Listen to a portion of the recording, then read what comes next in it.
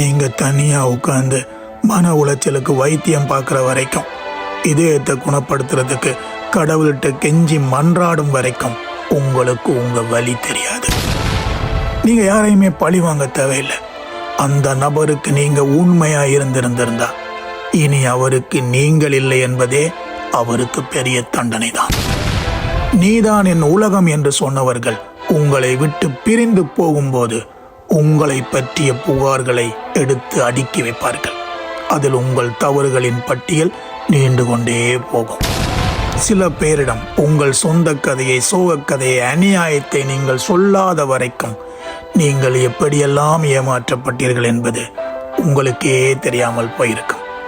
உங்கள் இதயத்தை உடைத்தவர்களுடனும் உங்கள் வாழ்க்கையை அளித்தவர்களுடனும் உங்கள் அன்பையும் இரக்கத்தையும் மன்னிப்பையும் பயன்படுத்தி கொண்டவர்களுடனும் நீங்கள் தொடர்பிலேயே இருக்கக்கூடாது.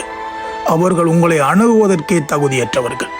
உங்கள் வாழ்க்கையிலிருந்து தானாகவே விலகிச் செல்பவர்கள் தங்களை அப்பாவியாகவும் நேர்மையாகவும் உங்களை மிகவும் மோசமானவராகவும் நிரூபிப்பார்கள். ஏமாற்றுக்காரர்களுக்கு, துரோகிகளுக்கு மன்னிப்பு கொடுக்கவே தேவையில்லை. ஆனால் அவர்களுடைய உணர்வுகளுக்கு மதிப்பு கொடுத்துவிட்டு அனுப்பி வையுங்கள். போய் தொலையட்டும்.